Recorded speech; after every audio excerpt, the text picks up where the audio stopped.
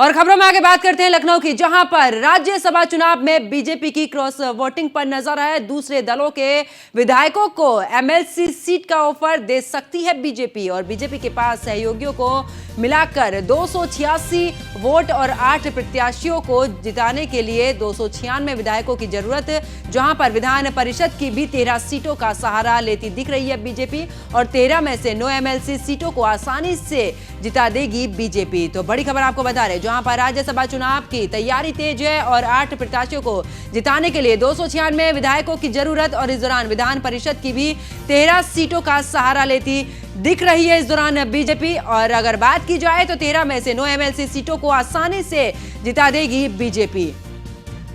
तो लखनऊ से खबर, जहां पर राज्यसभा चुनाव में बीजेपी की क्रॉस वोटिंग पर नजर है। और ज्यादा जानकारी के साथ मेरी सहयोगी स्कंदिता मिश्रा मेरे साथ में लगातार लाइव बनी हुई। स्कंदिता, बात की जाए इस दौरान तो क्रॉस वोटिंग पर बीजेपी की नजर है।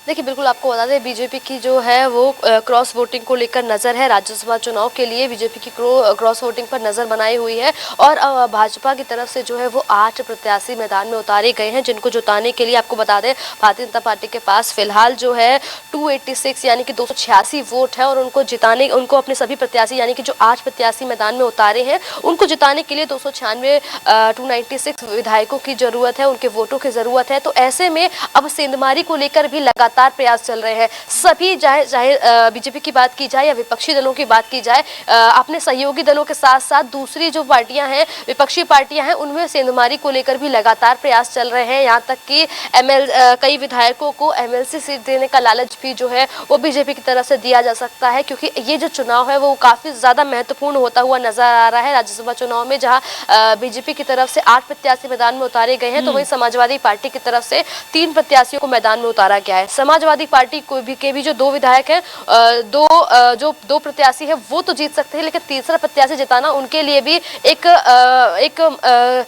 मुश्किल राह पर नजर आ रहा है। काफी ज्यादा मुश्किलात बनी हुई नजर आ रही है कि तीसरा प्रत्याशी आखिर कैसे जीतेगा, क्योंकि समाजवादी के पार्टी के पास भी जो है वोटों की कमी जो है वो नजर आ रही है। ऐसे में आरएलडी के कुछ विधायक हैं, आरएलडी के विधायकों पर जो है कहीं ना कहीं समाजवादी पार्टी की नजर है, क्योंकि वो सपा के विधायक है, लेकिन आरएलडी के टिकट पर जो है उन्होंने चुनाव लड़ा था। तो कहीं ना कहीं सपा लगातार कह रही है कि उनके 4 विधायकों पर जो है आरएलडी के वो उनके संपर्क में है। कांग्रेस के साथ में गठबंधन हो गया, तो कांग्रेस के 2 वोट जो है वो समाजवादी पार्टी को मिलते हुए नजर आ रहे हैं, और बीजेपी जो है वो लगातार प्रयास कर रही है कि किस तरीके से अपने वोटों के साथ साथ विपक्ष के जो विधायक है, विधायक वोट है, उनमें सेंधमारी की जाए, कैसे उनको अपने खेमे में लाया जाए, तब जाके उनके 8 जो प्रत्याशी हैं वो जीत पाएंगे। तो उसको लेकर लगातार जो है प्रयास चल रहे हैं। आपको बता दें, विधान परिषद की 13 सीटों का सहारा लेती हुई जो है वो बीजेपी दिखाई दे रही है। इसके अलावा आपको बता दें 13 में से जो है 9 एमएलसी सीटों को आसानी से 13 सीटों में से जो है वो 9 एमएलसी सीटों को आसानी से जिता देगी बीजेपी।